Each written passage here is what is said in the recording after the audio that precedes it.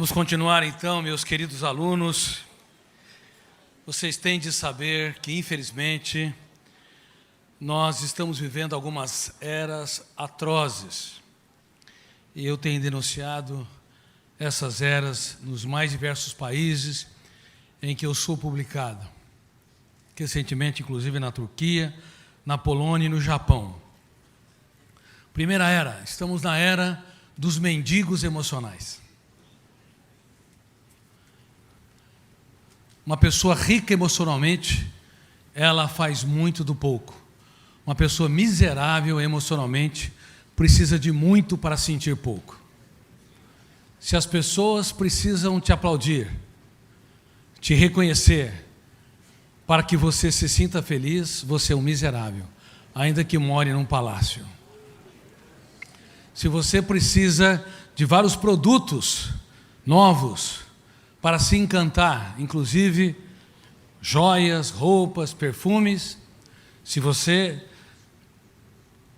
viver em função disso, ainda que você tenha sucesso financeiro e sucesso social, você teve e tem insucesso emocional. Nunca se esqueça, os mendigos emocionais precisam de muitos estímulos para sentir migalhas de prazer. E nós estamos assistindo líderes protestantes, como vocês, líderes católicos, líderes no Vale do Silício, líderes dirigindo empresas, que se perderam em meio a tantas atividades e não conseguem fazer da sua vida um show imperdível. Não há céu sem tempestades, não há caminho sem acidentes, não há primaveras que não são precedidas por invernos. Mas nós devemos mitigar os invernos e expandir as primaveras, e devemos usar lágrimas para irrigar a sabedoria e dramas para produzir a comédia e pesadelos para construir os nossos sonhos. Mas são habilidades raríssimas na atualidade. Você é um mendigo emocional? Em que era ou que época você se perdeu? Veja o seu histórico. Momentos em que você relaxava, brincava, tirava suas férias. Conversávamos, eu e Silas, a necessidade vital das pessoas terem férias, férias poéticas, relaxantes, férias onde você sai fora do teu espaço, desse ativismo, desse comportamento de ser uma máquina de trabalhar, uma máquina de resolver problemas. Aonde você se perdeu? Nós estamos recomendando que as pessoas façam a sua segunda jornada, o second journey, a jornada do coração, que é aquela que não dá lucro para o bolso, mas dá lucro para a emoção. Uma jornada onde você sonha tanto que a vida ganha mais densidade, musculatura, sentido existencial. Mas, infelizmente, nós estamos assistindo crianças e adolescentes que moram em belos apartamentos e casas onde há condomínios, e elas também estão vivendo essa tese, mendigando o pão da alegria. E os seus pais não sabem que quanto mais produtos eles dão, mais eles produzem mendigos emocionais. O excesso de produtos, o excesso de presentes é um crime contra o desenvolvimento da alegria, do prazer, do relaxamento e da arte de contemplar o belo. Tudo em excesso, sem filtro, em nossa psique é um grande problema. Um dos maiores mendigos emocionais de todos os tempos foi o rei Salomão. Era um homem que começou corretamente. Na sua adolescência, era um sábio, fazia muito do pouco, era apaixonado pelas pessoas e pela sua sociedade, mas se perdeu no poder e não entendeu aquilo que eu disse na minha primeira parte do meu treinamento. O sucesso é mais difícil que ser trabalhado que o fracasso. E muitas pessoas não conseguem perceber o drama que o rei Salomão viveu. E ele foi criticado severamente pelo mestre dos mestres da emoção. Certa vez, multidões o seguiam apaixonado, e ele olhava para um foco, e todo mundo queria ver o que ele via, mas as pessoas não enxergavam. Não enxergavam como às vezes não enxergam até hoje. Todas as religiões falharam e não estudaram a mente dele com as suas ferramentas de gestão da emoção, e as universidades foram tímidas, omissas e até infantis, de também não ter estudado o seu psiquismo e as ferramentas para formar pensadores e mentes brilhantes. Por isso ele não faz parte dos currículos acadêmicos até hoje. Bom, ele continuava observando o seu foco, e os seus alunos, os seus discípulos queriam enxergar, mas não enxergavam, e a multidão extasiada esperava mais um grande estímulo. E de repente, ele olhou atenta e embevecidamente, ele contemplou o belo. Contemplar o belo é você olhar, reitero, atenta e embevecidamente, é você se encantar, se surpreender. E ele falou: olhai os lírios dos campos, vejam como eles são tão belos. E eu me perguntava: que homem é este, que no auge da fama tinha tempo para as flores? Você tem tempo para as flores? Talvez não tenha tempo nem para os seus filhos, para dialogar com eles sobre as aventuras, as peripécias. Não fale que nós temos tempo para as flores. Muitos têm jardins nos seus condomínios, mas quem desfruta das flores são os seus jardineiros. Não falam que tem o tempo para os lírios, não digam. Nós estamos mais doentes do que imaginamos nessa sociedade moderna. Olhai os lírios dos campos, vejam como são tão belos. Muitos aqui não perguntam para sua parceira ou seu parceiro, para sua namorada ou namorado: o que eu posso fazer para te tornar mais feliz?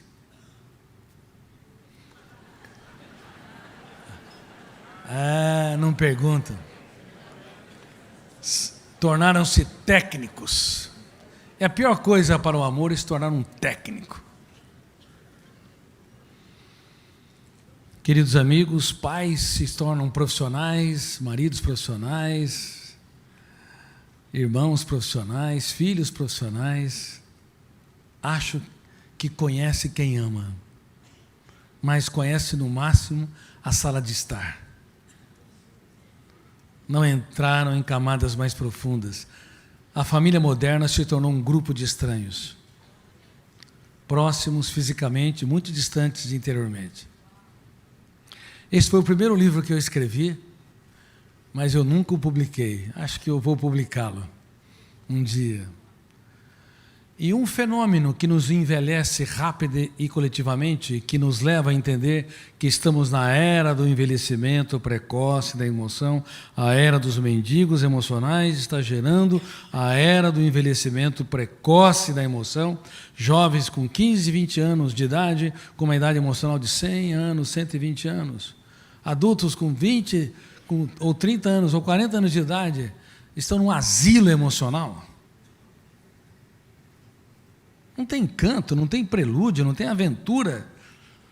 A vida, quando acordam, não tem puxa, a vida é um mistério. Existir é um fenômeno único, irrepetível. Tente decifrar a vida, tente decifrar a sua vida com todos os seus problemas, com todas as falhas, dificuldades, mas com todos os seus sonhos e desejos, com todos os seus pensamentos. Decifre a vida. A vida para você é mais importante que todo o ouro do mundo. É mais importante do que o universo.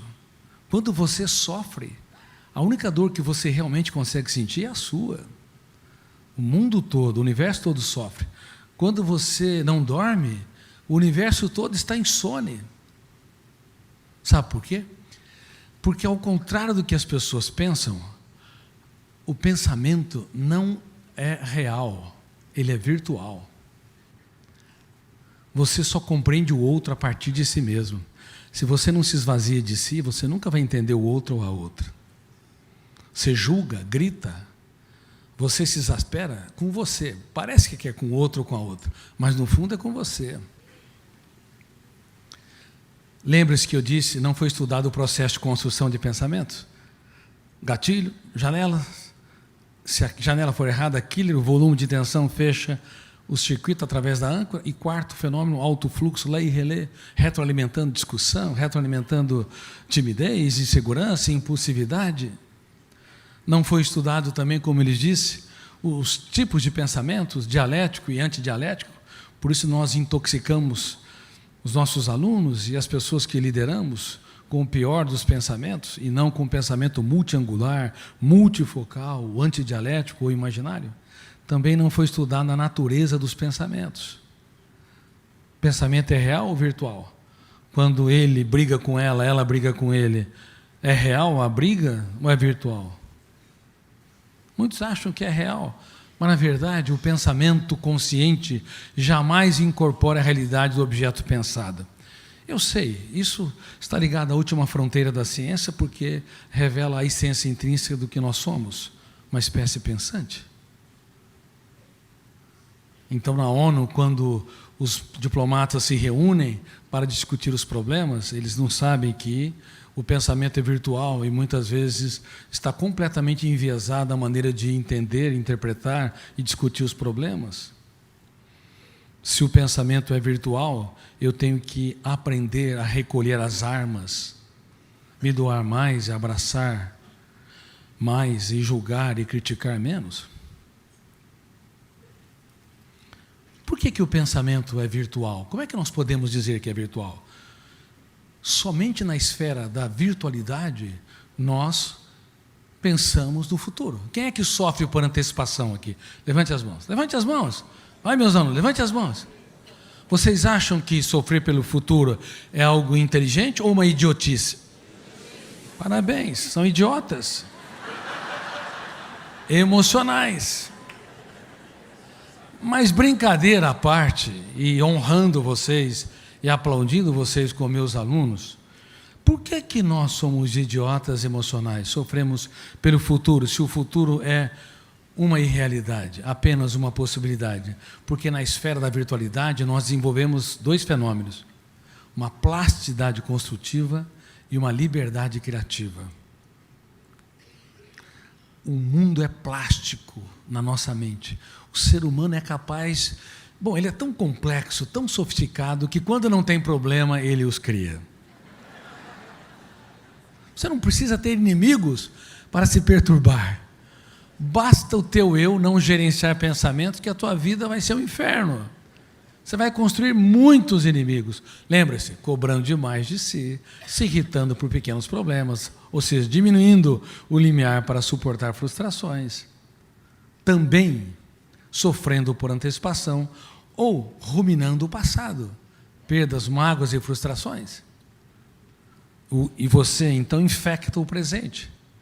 Na esfera da virtualidade, por antecipar o futuro ou ruminar o passado, o nosso eu deixa de aplaudir o único momento em que é possível contemplar o belo, em que é possível você fazer das pequenas coisas um espetáculo aos olhos.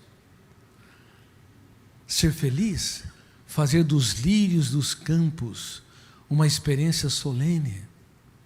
As pessoas estão lá em Jerusalém, nos desertos, estão lá discutindo tantas coisas, a mente delas está longe.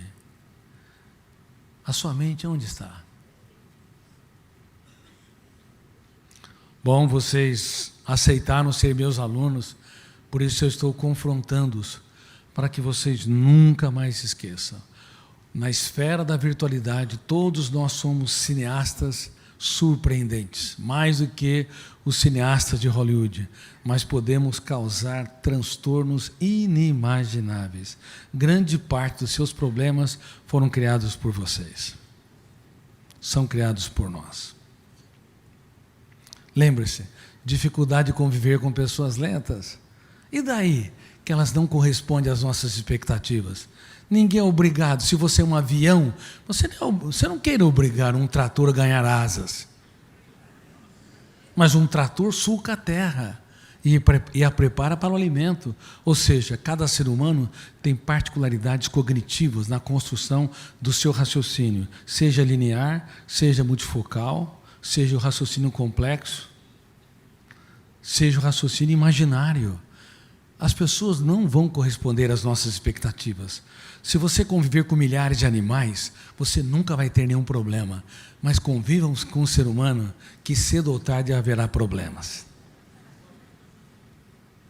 E você talvez vai causar os maiores problemas. Parece que são os outros, mas no fundo às vezes somos nós. Por isso que nós estamos pedindo que a nossa mente seja mais inteligente, sejamos menos idiotas emocionais. Se você é casado com uma pessoa teimosa, minha filha, ele é teimoso demais. De agora em diante, eu me casei com um homem admiravelmente complexo. Mude a maneira de enxergar. E ela é impulsiva. Não, eu me relaciono com uma pessoa admiravelmente inflexível. Tá bom. Há um charme nos defeitos dos outros. Ou você vai querer que as pessoas sejam a tua imagem e semelhança? Sinceramente, nós queremos. As pessoas são mais deuses do que humanas. Mesmo no cristianismo, são mais deuses que humanas. No budismo, no islamismo, o ser humano tem tendência a ser Deus. Não entende que o pensamento é virtual, que eu devo aprender a criticar minhas ideias, porque está enviesado a minha capacidade de interpretar. Número 1, pelo meu estado emocional. Se eu estou alegre ou depressivo, se eu estou motivado ou desmotivado, angustiado, se eu estou ansioso ou tranquilo, eu abro determinadas janelas no exato momento em que eu vou construir raciocínios. Dependendo das janelas que eu abro, a interpretação vai ser enviesada. Então, como estou determina a maneira como eu raciocino, interpreto e julgo.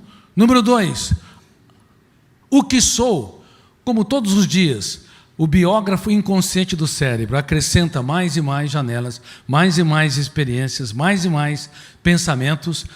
Todos os dias você não é mais o mesmo, você sofre micromudanças, ainda que seja uma pessoa teimosa, difícil e complicada.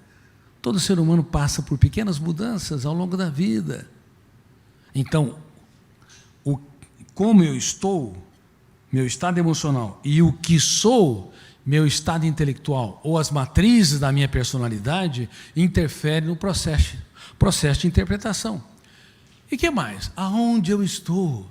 Aonde eu estou é muito importante. O ambiente social. Se você está num ambiente acolhedor, as pessoas torcem por você, não são seus desafetos, elas são generosas, então você tem muito mais liberdade de dissecar as suas ideias. Mas se você está num ambiente opressor, desafiador, pessoas excessivamente críticas, isso pode detonar o gatilho, abrir grupo de janelas que você não esperava. E isso compromete a maneira de você expor as suas ideias, de você interpretar os estímulos, reagir aos eventos. Então, onde estou, como estou, o que sou, interfere na interpretação, expressando que a verdade é um fim inatingível. E evidenciando que nós temos que aprender a dilatar as réguas para julgar os outros. É muito mais feliz uma pessoa quanto mais tolerante ela é.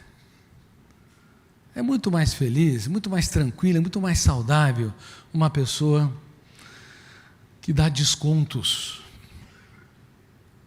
No banco da emoção, tem mais depósito quem mais gasta a sua generosidade, altruísmo, tolerância, compaixão. Quem leva a vida a ferro e fogo está sempre em débito com o seu cérebro. Aumenta o índice GEI, gasto de energia emocional inútil.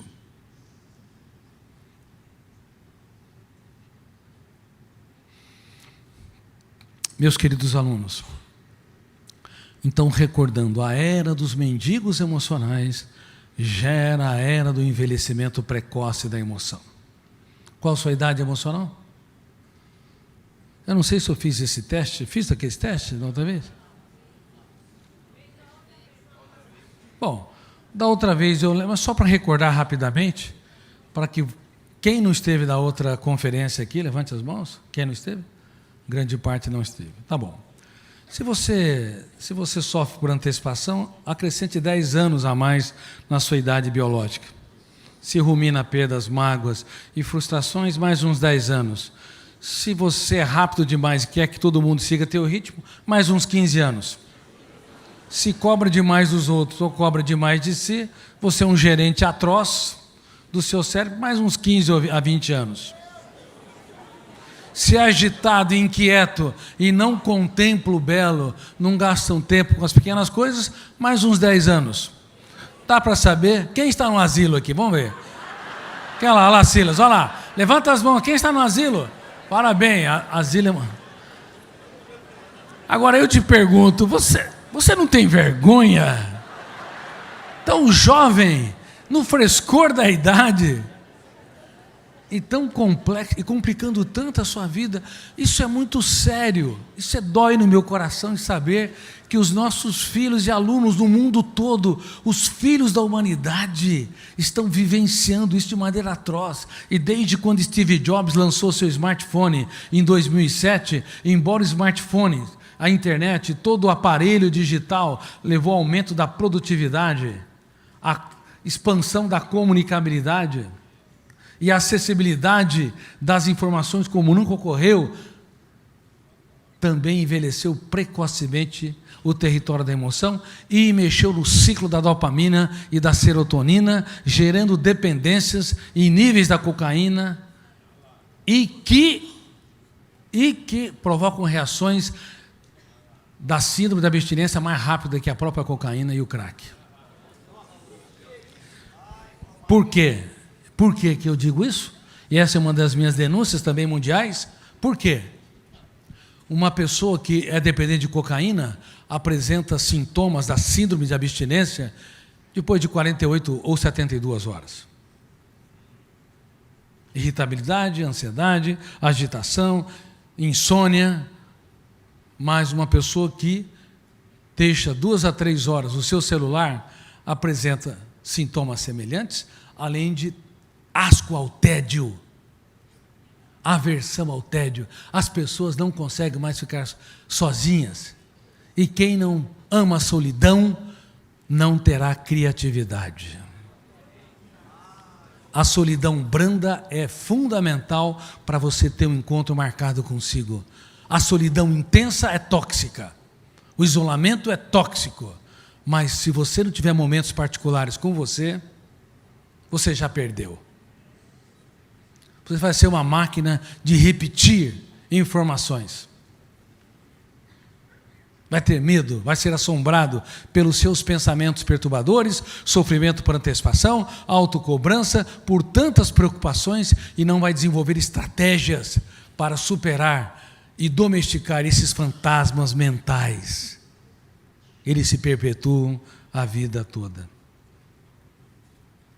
Talvez eu nunca mais teria oportunidade de dar esse treinamento para vocês, mas vocês são meus alunos e eu espero que vocês tenham anotado ou vejam e revejam essas aulas várias vezes para aplicá-la e também para levar as pessoas que vocês amam a ter um caso de amor com a sua saúde emocional. Quem me promete sinceramente, que de hoje em diante vai namorar a sua vida? Levante as mãos. Eu não confio em vocês.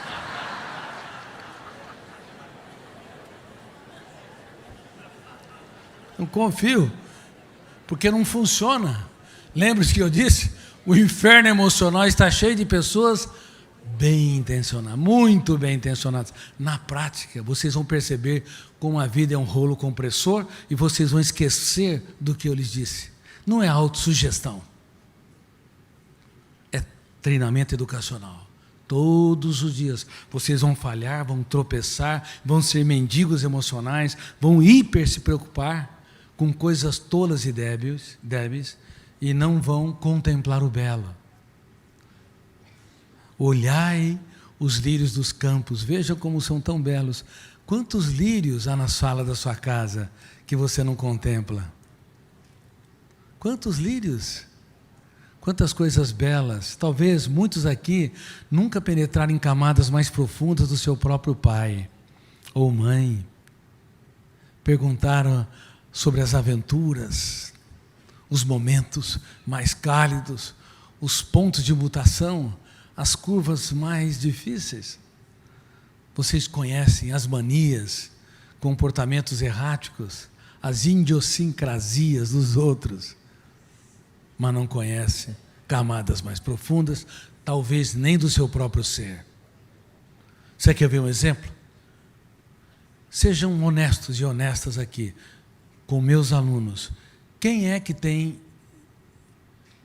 insegurança ou timidez aqui? Levante as mãos.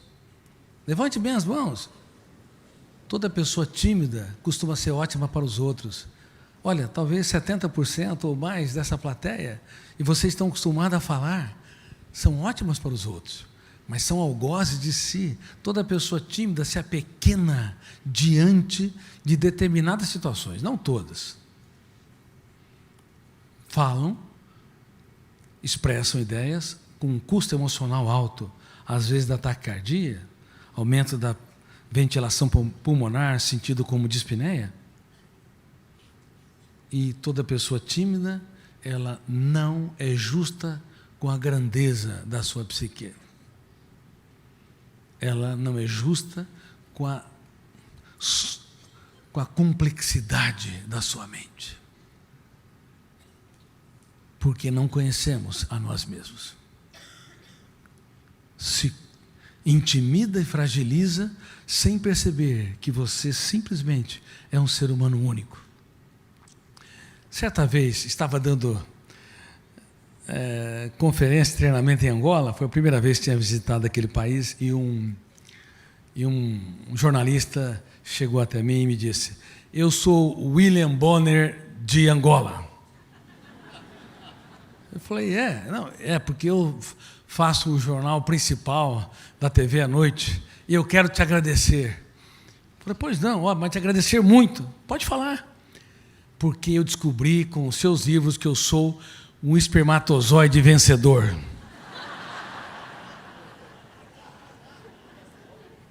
E tem livros que eu digo mesmo que tinha 40 milhões de concorrentes na nossa cola. Você já prestou um concurso que tinha 400 pessoas disputando? 40 milhões. Você acha que se outro espermatozoide tivesse fecundado o óvulo, seria você? Não seria. Com todas as nossas características, nós já nascemos lutando desesperadamente pela vida. Se, sob o ângulo genético, há uma força incrível, por que as pessoas estão desistindo da vida hoje? Porque é uma explosão de suicídios na atualidade. A cada 40 segundos, uma pessoa morre pelas próprias mãos. A cada 4 segundos, alguém tem atitudes suicidas, e a cada 1 segundo alguém pensa em suicídio, pelo menos, no teatro da humanidade. A cada 10 tentativas, infelizmente, uma ocorre. Por que, na era da indústria do lazer, as pessoas estão indo contra dezenas de trilhões de células que que clamam pelo direito à vida. A mesma célula que lutou na origem da vida, lá, quando os nossos pais iniciaram o processo, se amaram. Essa mesma garra está em cada célula. Nenhuma célula está preparada para morrer. Por isso, quando a vida está em risco, o cérebro entra num estado de alerta máximo. Mas por que, embora geneticamente existe um clamor pela vida, as pessoas estão desistindo de viver? Pastores estão se suicidando, vários. Padres estão se suicidando. Filósofos, também psiquiatras, juízes. Nós aumentamos em mais de 100% o índice de suicídio entre crianças e pré-adolescentes de 10 a 14 anos nos últimos 3 anos. Na era da indústria do lazer, essa era é a mais poderosa de todos os tempos. Em termos de produção de entretenimento, é 100 vezes mais poderosa que qualquer época de ouro. Pense no Coliseu, construído por Tito sob a égide de Vespasiano. Ainda que havia atrocidades, lá era uma indústria do lazer da época. Havia pão e circo, havia divertimento. Pense nas Olimpíadas gregas, nos teatros gregos. Nessa era, toda criança e adolescente, por mais pobre que seja, e nem por ser pobre, não é um ser humano único e repetitivo. Pelo contrário, é uma estrela viva, é um filho da humanidade. Tem um valor indizível. Mas também pessoas que fisicamente, financeiramente, estão sem recursos, estão também asfixiando a sua emoção.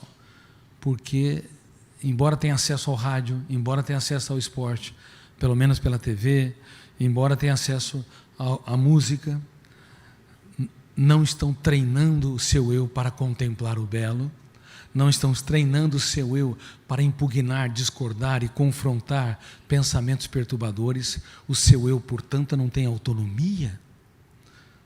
Você toma banho? Toma banho? Tem certeza?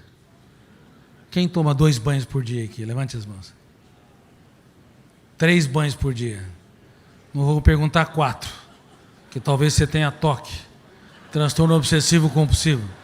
Eu já tive pacientes que tomavam 40 banhos por dia. Minha teoria foi construída em cima, e eu agradeço demais, de mais de 20 mil sessões de psicoterapia e atendimentos psiquiátricos. Casos graves, muito graves, que passaram na mão de vários psiquiatras. Eu me lembro de uma senhora de 80 anos de idade, há mais de 50 anos depressiva, chegou para mim, olhou nos meus olhos e me disse: eu quero me separar do meu marido. A senhora está casando há quanto tempo? Há 60 anos. E por que não se separou até hoje? Ela não conseguiu responder, mas eu quero dizer para vocês que não apenas drogas psicotrópicas viciam, mas pessoas viciam em pessoas. E viciam em discutir. Quem conhece casais que brigaram a vida toda e não se separaram? Viciam. Fora do contato um com o outro, são lúcidos, coerentes, mas quando você junta os dois, Terceira Guerra Mundial. Aí, como é que você vai ajudar alguém que há mais de 50 anos depressiva, o marido dela era um intelectual, fundador de uma das principais faculdades de medicina do país? Como é que você vai ajudar alguém que detestava psiquiatra? Ela foi enganada, achando que era um neurologista. Ela começou complicado. E eu não gosto disso. Bom, mas era a situação que eu tinha. Como é que você vai ajudar alguém que não suporta que se aponte falhas dela? A melhor maneira de você contribuir com alguém que está ferida, fragmentada, não é falar das mazelas que ela possui, porque senão você vai provocar o gatilho a abrir janelas, a âncora vai abrir ou fechar o circuito? Fechar o circuito. Em quarto lugar, o alto fluxo vai ler e reler e vai desenvolver uma das síndromes que eu descobri, chamada síndrome predador-presa. O cérebro dela vai estar em estado de alerta. Eu falei de um conflito, de um erro, comecei a falar positivamente do marido. Se eu tivesse tido essas atitudes, eu era o predador, ela era a presa, ela fugiria. Ou então ela reagiria como predador e eu, como presa, ela gritaria comigo. Eu comecei, portanto, mudando a estratégia. Eu queria saber sobre as aventuras daquela mulher. Eu queria saber sobre os projetos de vida, os sonhos soterrados, aquele ser humano incrível, inteligente, que ninguém suportava mais. E quanto mais eu contemplava o belo, a considerava um ser humano único no teatro da existência, mais o gatilho abria janelas. Killers ou Light? Light. Então, nas primeiras sessões, aquela mulher não acreditou que alguém a valorizou como ser humano. E ela, na segunda sessão, já veio com o cabelinho todo arrumado. Na terceira sessão, veio com roupa mais arrumada e começamos a debater, a discutir uma série de coisas. Aí, então, após criar uma plataforma de janelas lights nos solos do inconsciente, eu poderia falar sobre os problemas.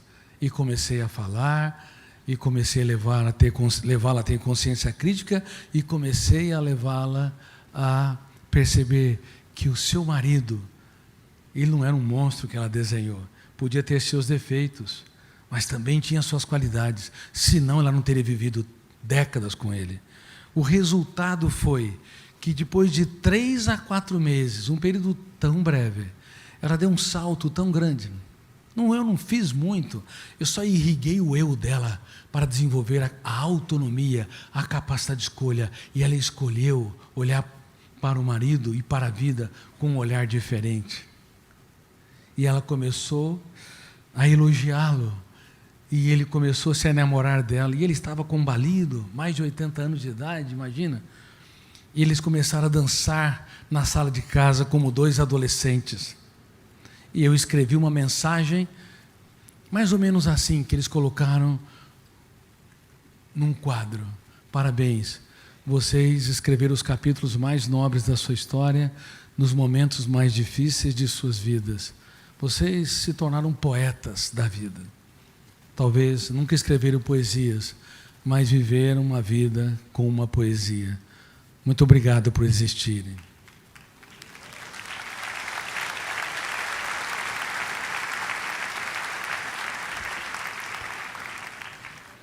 Vocês têm no máximo 5 segundos para impugnar pensamentos perturbadores, para fazer a higiene mental. Vocês tomam um banho a cada 24 horas ou a cada 12 horas, mas tomar banhos emocionais exige um eu muito mais rápido. O seu eu deve impugnar, discordar e confrontar. Eu me lembro, no treinamento, eu já fiz vários treinamentos para juízes, como eu te disse. E eu disse, bom, a mente é como um fórum. Tem de haver um excelente advogado de defesa. Se ele não impugnar, discordar, confrontar, reciclar o lixo mental, o eu é irresponsável. Nós somos condenados aos cárceres mentais, das fobias, da impulsividade, da ansiedade, do humor depressivo. E é muito triste você ver hoje o que acontece na psicologia e na psiquiatria clínica, que são profissões que eu amo e que eu respeito, mas nós esperamos as pessoas adoecerem para depois tratá-las. Por isso que o programa de gestão da emoção talvez seja o primeiro programa mundial nesse aspecto, de prevenção de transtornos emocionais, desenvolvimento da inteligência global e também prevenção de suicídios. Vocês estão aqui neste programa, eu estou dando para vocês um programa abreviado, chamado Você é Insubstituível. Como profissional, você pode ser substituído se você não se atualizar, não se reinventar, não se antecipar aos problemas. Mas como ser humano, você não pode simplesmente ser substituído. Se você fecha os olhos, a humanidade perdeu uma pérola viva no teatro da existência. E perdeu mesmo. Porque se estudar a sua mente com toda a sua complexidade, com todas as suas preocupações, você é único. Contemplar o belo é muito importante. Bom, agora eu volto ao que eu estava ensinando para vocês. Salomão deixou de contemplar as pessoas num nível nobilíssimo, inteligentíssimo, surpreendente. O sujeito teve 1000 sogras.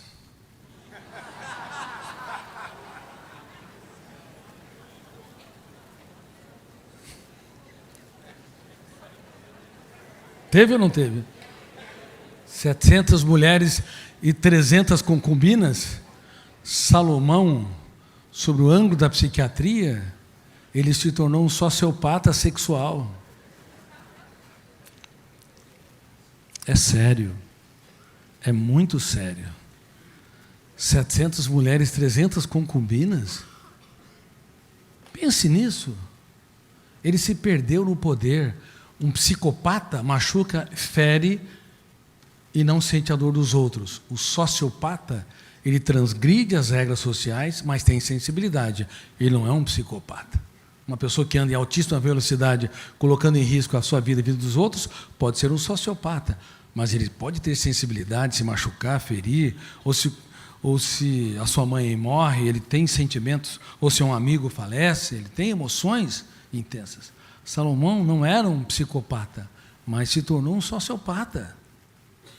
Muito sério. Ele não considerava mais uma mulher um ser humano único e irrepetível. E aí ele descreveu que tudo era vaidade. Claro, perdeu o encanto pela vida, nada de novo, e tudo é novo para quem contempla o belo. Olhai os lírios dos campos, tudo é tão novo, mas para quem exacerbou, eu não vou ter tempo de explicar para vocês, o fenômeno da psicoadaptação, que é um outro fenômeno que eu descobri, que é a incapacidade da emoção humana sentir prazer ou dor. Você compra um carro, por exemplo, de último tipo. Depois de um mês, você entra no banheiro, como entra no carro, porque perdeu o encanto. Você compra uma roupa. Primeira vez você olha, se sente bem. Depois da 10ª vez, aquilo não te causa encanto. Você psicoadaptou-se. A psicoadaptação, ela é saudável. Ela impele o ser humano a procurar novas amizades, novos desafios, leva os cientistas a libertar sua curiosidade, a explorar novos fenômenos. A psicoadaptação faz com que o romantismo, arcadismo, modernismo, todo o movimento da literatura, das artes, passam por um processo contínuo de evolução. Só que tem um problema. Se você estimula demais a psicoadaptação, você empobrece, envelhece o território da emoção. E nessa era, com a intoxicação digital, nós estamos matando os filhos e alunos. Com a intoxicação digital e o excesso de presentes.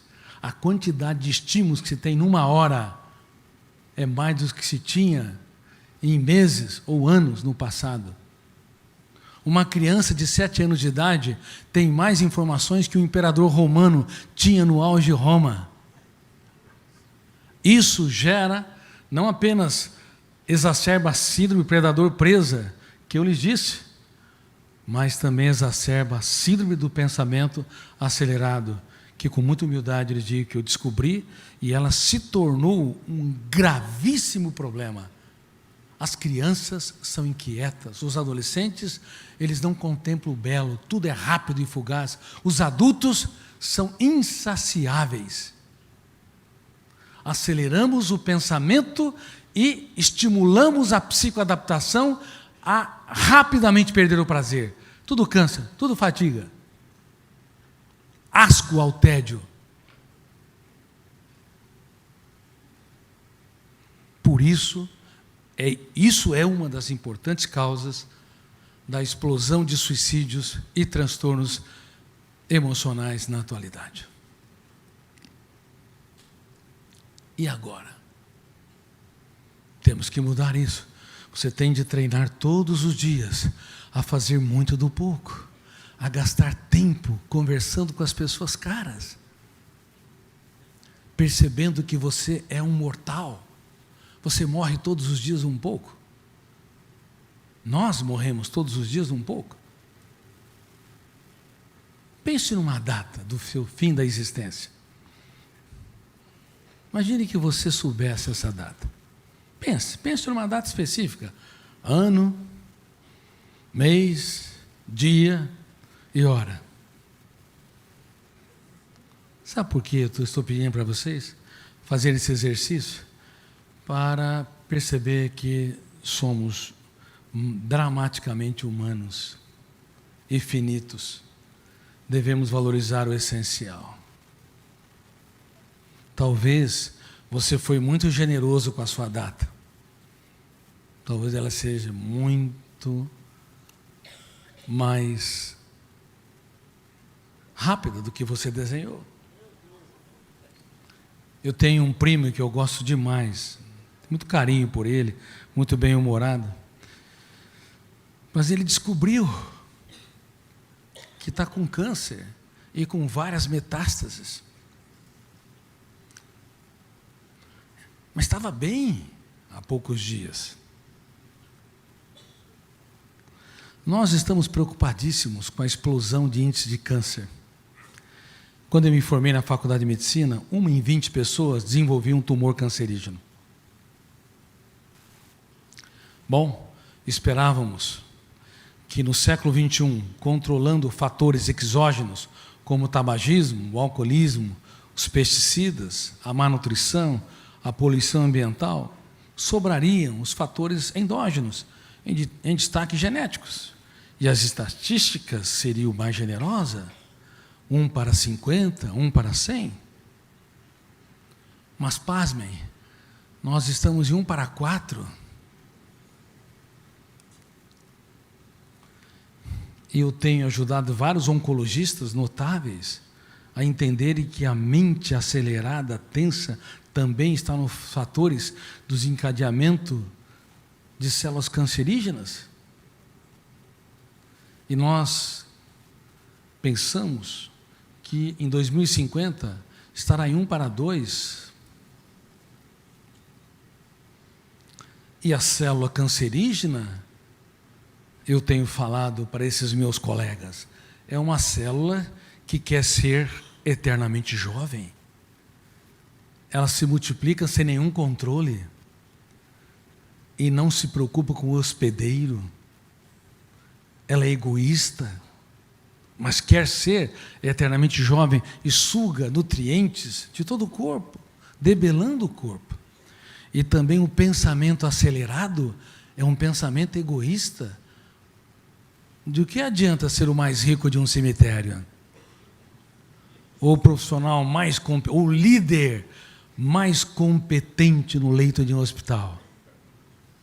Uma mente hiperacelerada, hiperpreocupada, hiperpensante, também pode estar na gênese. E muitos oncologistas têm entendido, como eu, de células que se multiplicam também, junto com os fatores exógenos e endógenos, células se multiplicam sem nenhum controle. Por isso,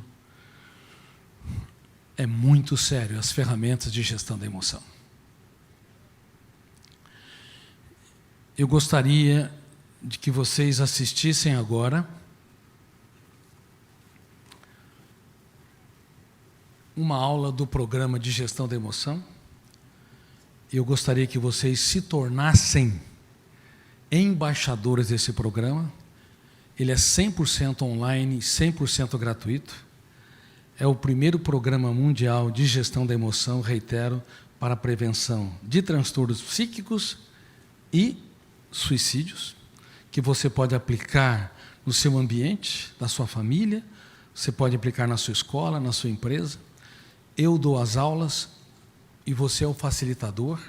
Dou aula de 10, 12 minutos, cada bloco, são 4 blocos, são rápidos. E depois de cada aula, as pessoas começam a reunir um grupo de 15, 20 e debater o que aprenderam. E toda vez que alguém falar sobre uma dor, os demais membros do grupo devem aplaudir. Fizemos isso com magistrados, numa plateia grande. Esperávamos que eles não se abrissem, porque já é uma profissão como a dos psiquiatras, muito mais intimistas, como vocês, líderes espirituais, que raramente se abrem um para o outro. Mas é incrível, eles foram às lágrimas, mesmo que havia 10 grupos de 15 pessoas, num ambiente inapropriado, eles se abriram e se tornaram também embaixadores. Então, por favor, coloquem a primeiro do filme Vendedor de Sonhos, tá? Que fala sobre o programa, depois a minha primeira aula.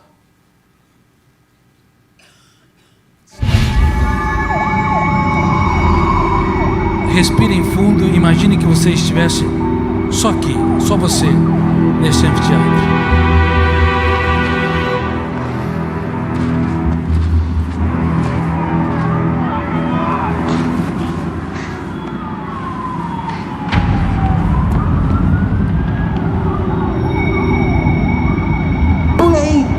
É isso que você quer?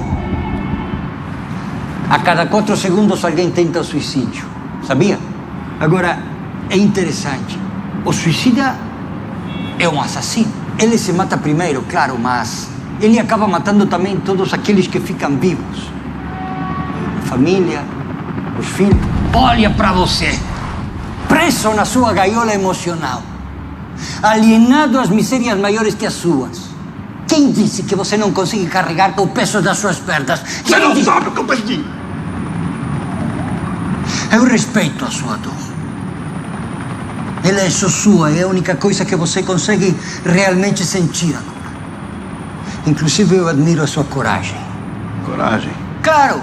Imagine se jogar dessa altura e esmagar totalmente seu corpo em troca de uma noite tranquila na solidão de um túmulo.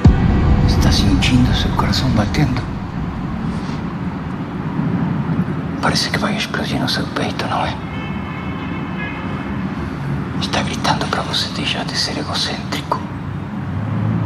Seja lá o que você pretende encontrar lá embaixo, tem uma chance as dúvidas que estão surgindo aqui em cima. Os suicidas não querem se matar. Querem matar a sua dor. Eu sou um vendedor de sonhos. Eu vendo o que o dinheiro não pode comprar. Coragem para os inseguros. Ousadia para os fóbicos. Sensatez para os incautos. E para os suicidas? O que é que você vende?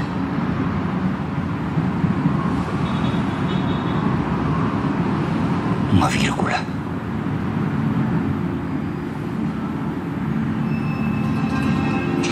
Uma pequena vírgula. Para que continuem a escrever sua história. Mesmo quando o mundo desaba sobre eles.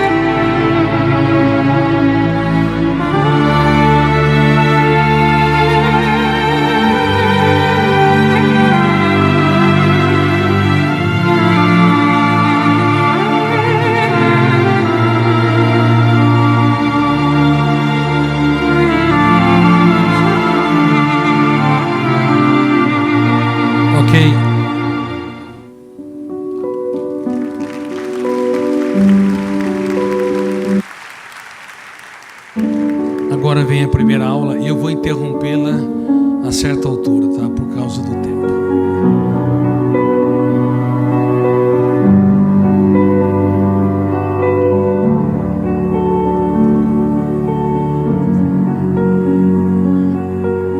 Eu me sentia inferior por ser diferente e me achava feia.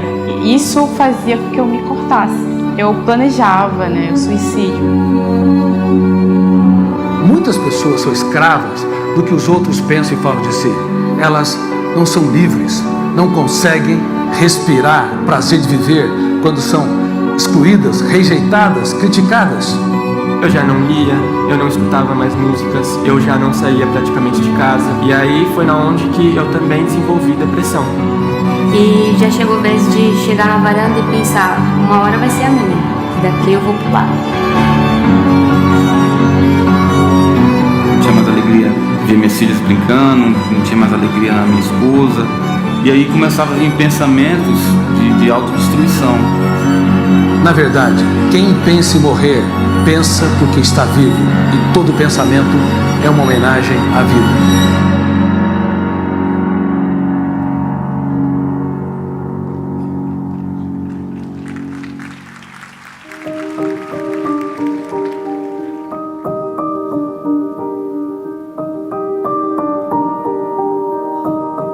Eu estou aqui porque estou preocupado com você. Eu me importo com você. Isto é sincero. Você tem de ter plena certeza que neste programa você é insubstituível, uma vacina emocional contra os suicídios. Você é o ator principal, ou a atriz principal. Não sou eu. Talvez você foi traído por alguns colegas, falaram mal de você injustamente. Ou então talvez você não se sinta bela ou belo, porque o padrão ditatorial de beleza imposto pela sociedade é cruel. Talvez você seja alguém com muitas mágoas. Quantas mágoas estão depositadas dentro de si? Talvez você olhe para a sua história e desenvolve uma falsa crença. Eu não fiz nada de importante. Eu sou alguém insignificante.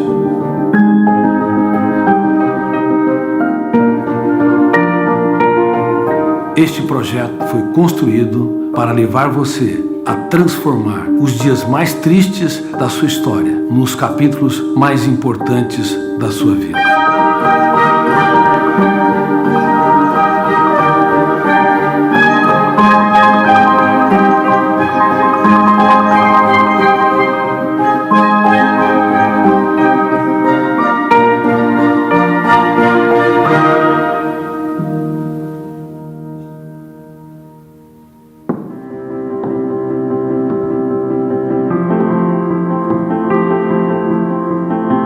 Seis filhos, papai e mamãe, morávamos num quarto, um pequeno quarto.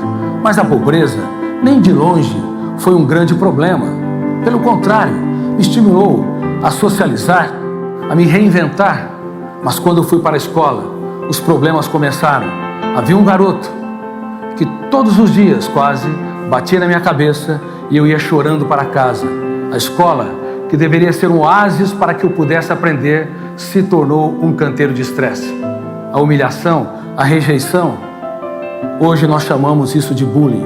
Naquela época, não tinha esse nome, mas a dor era tão cálida e penetrante como hoje. No ensino médio, eu era a segunda nota da classe, de baixo para cima. Vivia desconcentrado, pensando em muitas coisas em outro planeta. Meus colegas diziam que eu só tinha um caderno e nada escrito. E eu me arrisquei a dizer, eu quero ser um médico e um cientista. Silêncio geral. Depois vieram os deboches. E eu comecei a estudar 12 horas por dia, porque eu queria transformar o deboche em crescimento, lágrimas em sabedoria, crises em ganho. E entrei na faculdade de medicina. Mas quando estava no segundo ano, para o terceiro ano, mais uma crise importantíssima. Eu desenvolvi um quadro depressivo. Perdi o prazer de viver, eu era hipersensível, pequenos problemas tinham um impacto muito grande, eu não conseguia gerenciar os meus pensamentos perturbadores, eu não conseguia me encantar com a vida. O que você faz quando dentro de você experimenta um terremoto emocional? Desiste de viver? Se entrega? o ideal é nós procurarmos um profissional de saúde mental, como um psiquiatra e um psicólogo. Mas naquela época, procurar um profissional era um vexame, uma vergonha. E infelizmente eu não procurei. Mas eu procurei algo que me ajudou muito.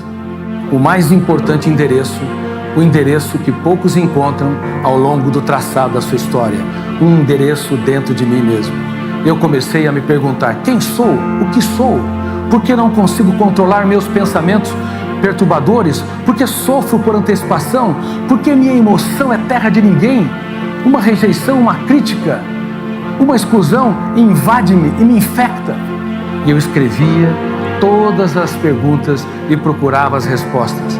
E ali, a minha dor se tornou a minha mestra. Há um tesouro dentro de você que você não imagina. Há ferramentas incríveis que você pode usar para escrever os capítulos mais notáveis da sua história, mesmo quando o mundo desaba sobre você. Alguns editores me consideram o médico psiquiatra mais lido na atualidade em todo o mundo. Mas o que muitos não sabem, que eu sou um dos seres humanos que mais chorou. Não são os aplausos que eu recebo que sustentam a minha história. São as lágrimas que eu chorei, as rejeições que eu tive, são as perdas que eu sofri. Não tenha medo quando você estiver no deserto. Não tenha medo quando as pessoas te vaiarem, te excluírem e te criticarem. Não tenha medo do caminho, tenha medo sim de não caminhar.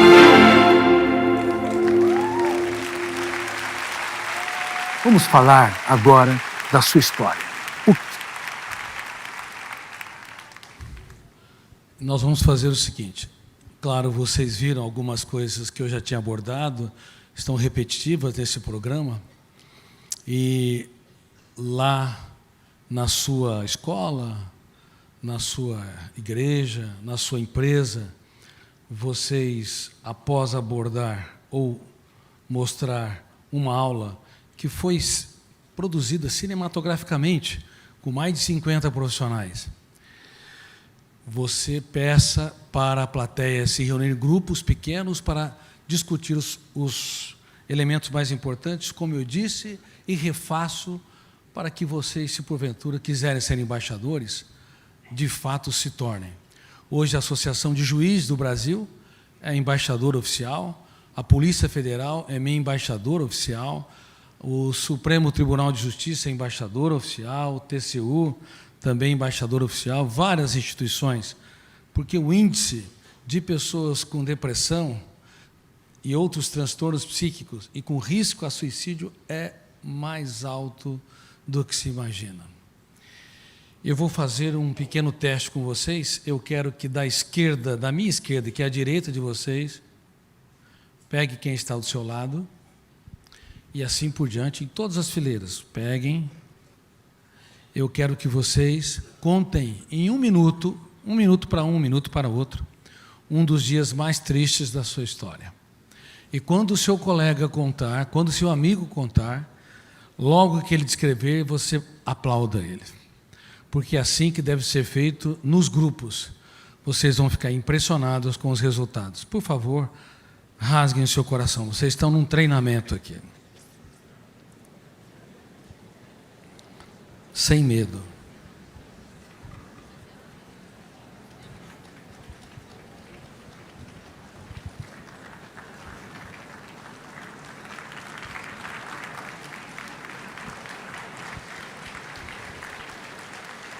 Aplauda quando ele terminar de contar.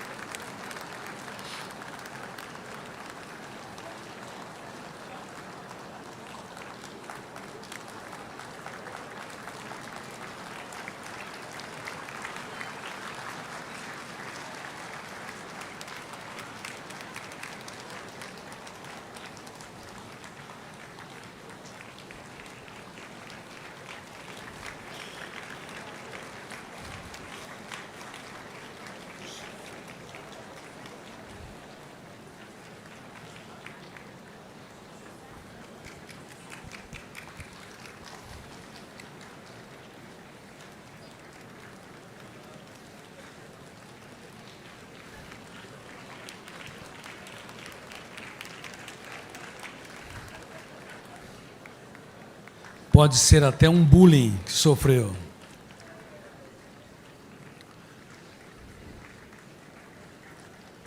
Quem conseguiu contar aqui? Levante as mãos. Olha quanta gente. Quase todos. Aplaudam, por favor.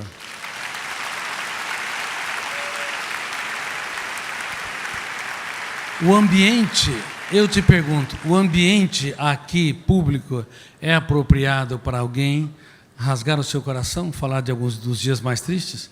Não, não é apropriado. E se nesse ambiente completamente inapropriado, vocês conseguiram, não imaginam o que vai acontecer nos ambientes mais calmos, tranquilos e mais intimistas. Silas, seja um dos embaixadores, espero que todos os seus líderes sejam embaixadores, ajudem não apenas pessoas do seu grupo, mas, por favor, ajude a sociedade. A humanidade precisa de gestão da emoção. Ajude também os seus filhos e os seus alunos. E para encerrar, só quero citar para vocês um suicídio que ocorreu, de Judas Iscariotes. No exato momento em que ele beijou o seu mestre e o traiu com preço de 30 moedas, era um preço muito pequeno, era o preço de um escravo, indicando que a sua intenção de fato não era traí-lo, mas provocá-lo, muito provavelmente, para se rebelar contra o jugo tirânico de Tibério César.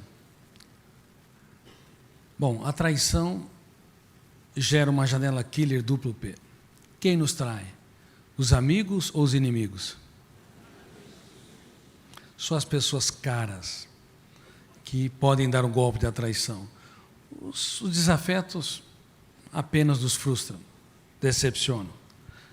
Naquele exato momento, era para detonar os 4 fenômenos inconscientes no cérebro dele, sequestrando a sua capacidade de pensar. Primeiro fenômeno, gatilho cerebral, ou gatilho da memória. Segundo fenômeno, janela killer. Terceiro, deveria fazer o quê? Fechar o circuito. Quarto fenômeno, alto fluxo. E deveria ler e reler e não conseguir raciocinar, apenas golpear o seu traidor com raiva, ódio, exclusão, ou então medo de morrer sumariamente. Mas, para espanto da psiquiatria e da psicologia, ele olhou para o seu traidor e o elogiou. Ele o chamou de amigo. Nunca alguém tão grande se fez tão pequeno para tornar os pequenos grandes. Não tem precedente histórico. Não tem precedente. Não acho que há precedente na história. Einstein colocou um filho no manicômio porque tinha uma psicose. E praticamente nunca mais o visitou. O homem que mais conhecia as forças do universo abandonou quem mais precisava dele num momento tão cálido, porque foi derrotado pelas forças do universo mais complexo que o universo físico, a mente humana. Um ambiente tétrico, a dificuldade enorme de lidar com variáveis fora dos limites da lógica e uma série de outros fatores fizeram Einstein recuar. Freud baniu da família psicanalítica Jung e Adler e quem contrariava a sua ideia. Não os abraçou. Mas, por incrível que pareça, o homem mais inteligente da história chamou o seu traidor no ato da traição de amigo, e só quem relatou foi Mateus. Bom, eu já comentei, acho que na outra palestra, Pedro era hiperativo, tenso, ansioso, irritadiço. João era bipolar, num momento tranquilo, no outro queria matar, chamuscar quem não andava com o seu mestre. Tomé acreditava na teoria da conspiração, era paranoico, não acreditava nem nele mesmo. Mateus causou uma divisão enorme entre os fariseus, porque era taxado de corrupto e traidor. Se fosse nos dias de hoje, talvez Moro teria pego ele. Bom, E o melhor deles, o mais dosado, o mais sereno, que nunca colocava seu mestre em situação difícil, que se preocupava com os pobres, pelo menos aparentemente, era Judas Iscariotes. E Mateus relatou, porque Mateus, falei, na biografia do seu mestre, bom, eu também fui acolhido por ele, e Mateus deu atenção à palavra amigo, porque o mestre Jesus estava muito preocupado com a possibilidade de suicídio de Judas. O sentimento de culpa brando corrige rotas, o sentimento de culpa atroz, intenso, ele é autodestrutivo. Cuidado com o sentimento de culpa. A ausência de sentimento de culpa gera psicopatas, a presença enorme de sentimento de culpa gera pessoas autodestrutivas. Amigo, e fez uma pergunta, mais uma vez levou o método das perguntas, do questionamento, em níveis que Sócrates jamais imaginou. Amigo, por que você está aqui? Sabe o que ele queria dizer? Eu não tenho medo de ser traído, eu tenho medo de perder um amigo.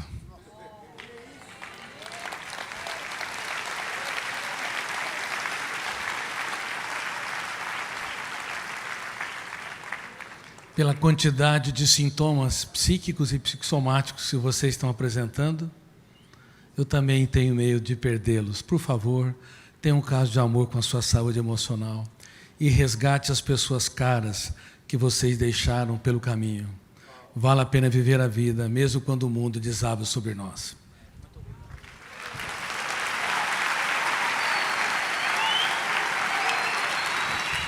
Abrace quem está do seu lado e diga obrigado por você existir.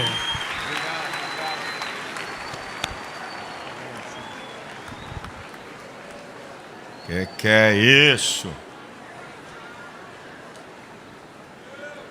Aleluia.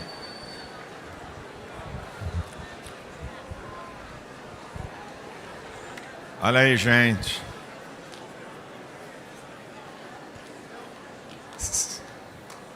Nós vamos na paz. Uma das partes que eu mais gostei foi sobre o celular.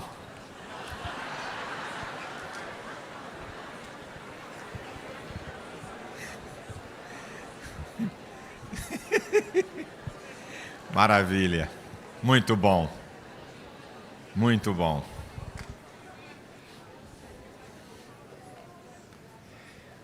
Como eu digo sempre, e a gente muitas vezes não observa, eu falo muitas vezes isso, que Deus trata o ser humano como um ser psicológico, biológico, sociológico e espiritual. Mas a gente só quer o espiritual, só quer o espiritual. E esquece das outras áreas que são fundamentais também. Graças a Deus, que Deus abençoe você, cure, obrigado pela sua vinda aqui, por dispor tempo. E mesmo que você tenha agenda para 10 anos, eu furo ela de novo.